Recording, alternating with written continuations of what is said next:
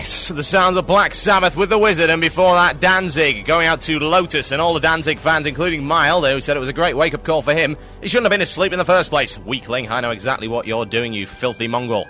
Anyway, now, just a side note before I get some shout-outs out of the way and then get back on to what I was talking about. Now, some of you may be aware that I do another show. It's called Iron Forged, and it's part of the Downtime Down Under. Now, some of you may also be aware that Iron Forged is, in fact, a version of another show that I do, a more organised show called Extremities, which I do on Demon FM in Leicester, in England, and that's been going on for quite some time. Now, I entered into the Student Radio Awards, which is a big awards ceremony here, and we didn't get nominated. And the reason for that, blatantly, is that they're not metal enough for us. They are weaklings, and they are certainly not. And I am making a promise to you all. Every single last one of you that is into metal, every single last one of you whose musical requests get ignored on other radio stations because they're too busy playing Britney Spears and Snoop Dogg. When I do finally get back the feedback from this nomination and find out why the show was not nominated, I'm going to take that feedback and I'm going to eat it. I'm going to take photos of me eating it. I'm going to consume the entire feedback, and I will do it in the name of metal. Now, is that absolutely clear? Good. The show will go on as usual. Right, shout-outs going out to, let's see. Shout-out to Barrow on Shadow Moon. Oh, he has two shout-outs. One is to the level 70 gankers being able to gank level 60s, and the other one is to Barrow and Shadow Moon. That's from Anna Key. I have a shout-out to Violent Noise, because they obviously own your face, or so Sinaris claims. Shout-out to Parmaz, who just wanted to shout out for the sake of it. No problem at all. Shout-out to me, apparently, from Yogo. Please don't quit if you increase the level cap. Oh, for God's sake. Shout-out to the Eternal Faith Guild on Frost Whisper EU. That's from GSK Spurs. A shout-out to the Offspring Guild on Blood Scalp EU. We killed Ragnaros for the first time this week. That's from Kundar. Congratulations, you get a golf clap. Indeed you do. Right. Anyone else? Yes. A shout-out to Orr from Urson, the WoW's 100th server. Congratulations. A shout-out to the Shadow Stooges on Bloodhoot. That's not a word. Bloodhoof. That would be most appreciated. And Toledo for repping the June. Indeed. A shout-out to the Veterans Guild on Alakia, who are in Molten Core at the moment. That's from Carnage. A shout-out to Umbral Cabal from Defiance Brotherhood. They shall consume you. Shout-out goes to the Bum Lovers on Daggerspine, also known as the Halibuts, who are in Molten Core at the moment. If the Talisman of Ephemeral Power drops, I will kill you all. It's that simple. Let's see. Anyone else? No. Not at the moment. That'll do. Right. Back to what I was doing. What was I doing? I can't honestly remember. This has been a very unprepared show today, as there has been nothing interesting to look at in the community. It's just been ranting. So, okay. I'll tell you what I'll do. New races. I'm not going to say anything more about new races until I've played this week's Nubcake News. Now, before any of you say anything, some of you may read a comic called Control-Alt-Delete. And this Nubcake News is a tribute to Control-Alt-Delete and Tim Buckley, the guy who does Control-Alt-Delete, the webcomic. This is a satire and sarcasm warning. Those who cannot deal with the fact that this may not be true and may in fact be taking the piss out of everything you believe in should switch off right now, because this is Nubcake News.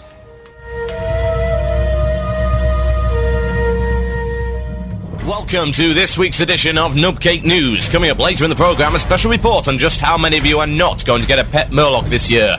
But first, it's been revealed by a totally 100% official source of Eternal Doom that after much speculation, deliberation and castigation, the new Horde race to be added in the expansion pack to the famous rap act World of Warcraft will be motorcycles. The news has received mixed and varied reactions from the World of Warcraft fanbase, ranging from Zomg Blizz rocks to Zomg Blizz sucks. These two distinctive groups have split into factions and are now preparing to face each other on the field of battle. The leader of the People's Liberation Army for the Preservation of Azeroth's heritage is the reclusive Dr. Nerfenstein, who issue the following statement, scrawled in the blood of his enemies. This choice by Blizzard to introduce motorcycles as the new race in World of Warcraft is totally unacceptable from a lore perspective. All the motorcycles were destroyed by Ragnaros millennia ago to prevent them being too powerful for the Fire Lord's forces to contend with. It makes no sense at all that this dead race would come back, and even if it did, motorcycles hold an ancient grudge against the Horde. Why would they join the Horde at all? No, I say, this is blasphemy. Blizzard has no right to desecrate its own game in this way. I have marshalled my forces, and we shall be marching upon Blizzard's fortress at the first morning light. Now leave me, you fools, I have plans to make. Leading the opposing forces and defending Blizzard's fortress with their very lives are the People's Front of Eureka. Hang on. That's not right. God damn it, who's been sabotaging my autocue with crude Monty Python references? Bogsworth? It's not funny. I'll deal with you later. Yes. Anyway, as I was saying, those defending Blizzard's fortress are the fanboys' army of awesomeness, and sent us a messenger who issued the following statement. Blizzard have the right to do whatever they like with their game. It's awesome and everyone loves it. We owe our lives, or lack of, to Blizzard, and if they want to change their own backstory and lore, then that is up to them. I think motorcycles will be a fine addition to the Horde. They are strong, noble, and everyone knows the Horde need a pretty race like the Alliance have. Why not motorcycles? What the result of this titanic clash will be is questionable. It may determine the future of World of Warcraft. This reporter is hedging his bets and re-rolling motorcycle. This has been Nupcake News. Good night. Oh noes, motorcycles, and so forth. Speculation is abound, what can I say? The concept of them adding a new race was rather predictable. We just don't know what that race is gonna be. The words on people's lips at the moment are Blood Elf and Pandaren. Now, I'm going to slap them around the head for thinking Pandarens are actually going to make it into this game as a playable race. That is absurd. Pandarens have been an in-joke in Warcraft for a very long time. They have. Really. I'm not kidding. They were part of an April Fool's joke. Several, in fact. Pandaren Brewmasters, the Pandaren Express, and a whole other references to Pandarens, this secret, mystical and reclusive race of giant pandas. It's not gonna happen, people. Really. Don't be ridiculous. Blood Elves, on the other hand, now there's a speculation for you. This is the kind of thing that Leto should be talking about on his show, The Ancient of Lore, which is on Monday. Plug. So, my limited knowledge of lore is not going to get me very far in this discussion, but I'm going to try it anyway, just to make an ass of myself. So, Blood Elves. Now, I've only finished half of the Blood Elf campaign for Frozen Throne. I sort of got bored of Warcraft 3 and got back to WoW. But from what I could see, the Blood Elves were getting a little bit pissed off with the Alliance. They didn't like being bossed about. They, in fact, were thrown in jail. And then made an alliance with the Naga. So, is it totally unacceptable that the Blood Elves may be a Horde race? Ho hum. It's questionable, at best, whether or not that will happen. Blood Elves are a reasonable choice for a race, I would say, for World of Warcraft. However, the main problem I have with Blood Elves is that they are far too similar to races that already exist in the game.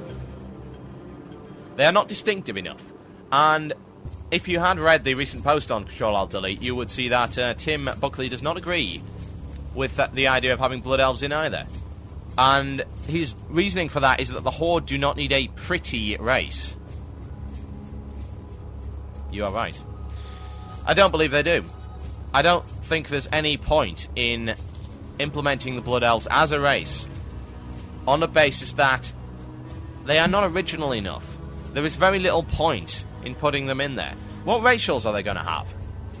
They're effectively Night Elves. Or High Elves, in fact, more accurately. What exactly is the purpose of putting them in the game as a playable faction? And that got me wondering, what's the purpose of putting a new race in the game in the first place? Is there a purpose of putting a new race in the game? It's a very questionable concept, in my opinion. If I were to re-roll, what would I prefer, a new class or a new race?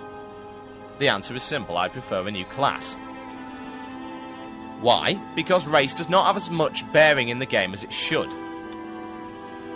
You'll remember last week that I discussed the concept of class-based racials. Priests already have them, in the form of Desperate Prayer, Fear Ward, Devouring Plague, that kind of thing, but only priests, and I don't know why. There was speculation last week, and the conclusion I came to was either it was an incomplete feature that should have been in the game for every class, or it's a law-based way of distinguishing different kinds of priests from each other. Or, the third alternative, it's simply a way of encouraging more people to play priests. Either of those could be equally accurate. I certainly haven't heard official word from Blizzard as to why these are in the game and they're not in the game for others. That is a bit odd, I tend to find. So, if I were to re-roll, I prefer a new class over a new race. Whether I am a Tauren hunter or an Orc hunter has little relevance to me. I don't really mind. All that affects is certain racials, which are not particularly useful anyway, and where I start. Hence, I would prefer to play an Orc hunter because I don't like the Tauren starting area. I hate it. It's too big. The quests are too silly. I don't like them. Not only that, but I know at one point I'm going to make the massive great run all the way over to Orgrimmar, because Thunderbluff has no real purpose. Where that may be my racist capital city, that is irrelevant. I have no reason to go back there. Very, very few reasons. So, what race I am is not particularly relevant to me. I pick race, usually, on the basis of aesthetics. Racials do not have much sway with me. My mage is troll. Most mages are not trolls, I tend to find. Troll mages are a pretty rare breed. Mostly people play undead. On the Horde side, of course. I can understand why they would do that. Undead have an initially higher intellect value, although not by much. They also have Will of the Forsaken, which is very useful. Trolls get Berserking, which is handy, unfortunately. For a mage, you should not be getting critted in the first place. But it is quite a handy ability to have. And when you're machine gunning Scorches and Ice Bolts out, you realise why. But the reason I pick a troll is because I like trolls. I like their whole demeanour, I like the way they look, and I like running around as a 60 mage troll wearing a silly orange hat. That makes me happy. So, if they were to pick a new race, would I re-roll? Would I create one of them? Eventually. Would I be massively enthusiastic about it? No. I wouldn't. Why? We don't need any more new races. If you're going to do anything, you've got to add a new class. Class is a whole different way of playing. A race is not, and that is the distinction. Doesn't matter what race you are, you're still going to be playing the same classes. Classes which you may already have played. While classes have a different playing experience, races are not. That is the way the game has been done. Now, it's a shame, in some respects, that it has been made in this way. I would like to see races be a little different. Take, for example, the Dungeons & Dragons style character generation. Generally speaking, you're working on the basis of stats 3 to 18. 18 is good, 3 is not good. Elves got a penalty to their strength, but a bonus to their agility. Dwarves get stamina, but they don't get dexterity. Perhaps an orc will have less charisma, by default. And that will actually have an impact on the game. And when I was playing MUDs, that made a massive difference. It would make it significantly more difficult to play, for instance... Let me think of an example.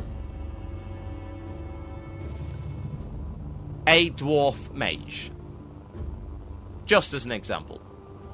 Let's not even say a dwarf mage. Let's go all the way back to a ancient ASC2 based, ASCII based game called Angband. If you want to play a dwarf rogue, you could, but a dwarf is noisy, naturally noisy. He's naturally not very good at being this class. On World of Warcraft, you don't get that. Either you can play the class, or you can't play the class. The race is not going to make a lot of difference.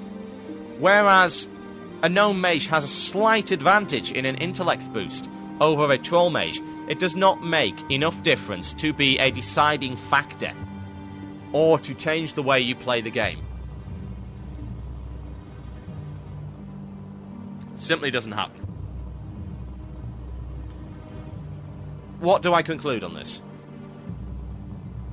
I conclude that new races are probably inevitable. New races are an excuse to open up new areas and to perhaps give people a little more variety in what they see. Will it keep people playing the game? Some people. Will it keep people playing the game more than new classes would? No. We shall see. I expect there to be new races in this expansion. The fact that I can't play a Murloc is upsetting, but I can live with that. So, I conclude, to be honest, that while it's inevitable that we will eventually get new races, I would hope that they have not been made the priority in the development of this expansion pack, and when we do see it at BlizzCon, in whatever form it may take, incomplete or otherwise, I would hope to see a lot more meaningful content than simply new races. So, I think it's time for another feature. Much loved and yet much maligned. You'd probably be interested to know how much fan and hate mail I've got because of this feature. Some people have said, "You're a Brit, you can't rap." Really? Wow. Thank you for telling me. I wasn't aware of that. Some people miss the blatant absurdity of this feature. But the point of the matter is, it's a piss take. And it shall always be a piss take. And it shall always be rap in the forums. Enjoy or hide. Your choice.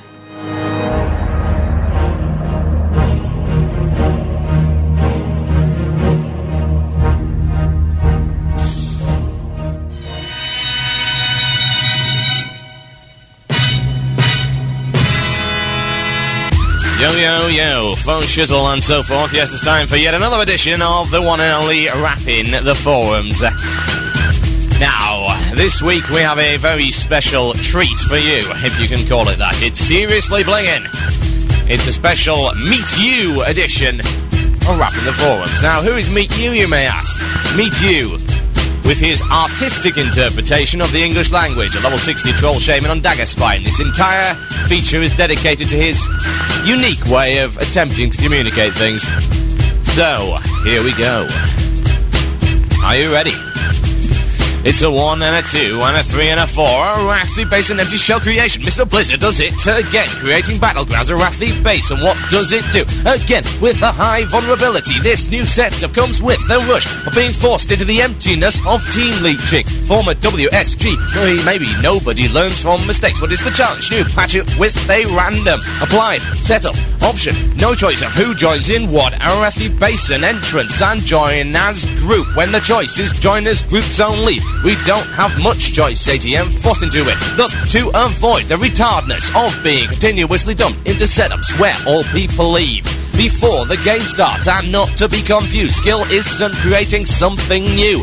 Skill is having options for better gameplay. Mr. Blizzard, why create new setups which can be easily translated into that endless leeching of that same type of basic gameplay, and again, emptiness in return. Oh yes, reward it as well. NP of knowing you're a Wrathy base and doesn't have battles, but 2 mins games that never start 89% of the time. What is worth a reward feeling, and not just simple 24/7 hanging to flame with some intelligence of pizza. Eating student with no eye for what was originated of gaming, or as meant as in writing, and not to be continuous, stopped by lack of real gamers. Reputation isn't running games as fast as possible. Nothing is earned, ATM for what we know. Just exploited and leached for no skill or game-based reason, I'm sorry to say, to your team. you have created the option to let your own game run. Very fast, very stylish, empty. I challenge you to protect your games. Individuals and genius. Maybe, Mr. Blizzard, you will also learn one day that your rewards will be earned with much more respect for real gaming and single-based playing. Individuals, Mr. Blizzard, you say, quote, as was always intended. Make that exception for what you created yourself, not to be destroyed in no time. P.S. Quote, I speak to people, single individuals with high expectations of your creations, but now who wanna get exalted ASAP. Never to return into what you have created. That cannot be as you were intended. Arathi Basin, what does it do? What does it do? Question mark, is that a message? This post is created with the intention to make something that lives amongst the players just a little visible and touchable, to be understood as fair play or clean game environment, quality based while battlegrounds online, PvP real gaming. P.S. Another technical eye-opener. Your co-networking partners in European peer-based access force our beloved ISPs to buy more peer access. To me, that smells like monopoly of bandwidth. You say seek and you will find. What I mention? It cannot be the people within Europe create. Connect through EU peer servers in that same fine Europe with 400 ms plus delay. And you, Mr. Blizzard, got already feedback from people who say it's not your service. Game WoW servers, Mr. Blizzard put the network before Blizzard Entertainment Europe. It's the truth. If you wish, we can put pressure on your partners by all sending uplink analysis, as some already did seeing your daily postings. If you wish, there's more to show on the data analysis from different points towards Blizzard Entertainment Europe. What is it? You are that you are not in the middle of nowhere, but your network partners are just trying to slap some money out of European ISP's bad storyline. This isn't a rumor anyways, it's retraceable. Take care.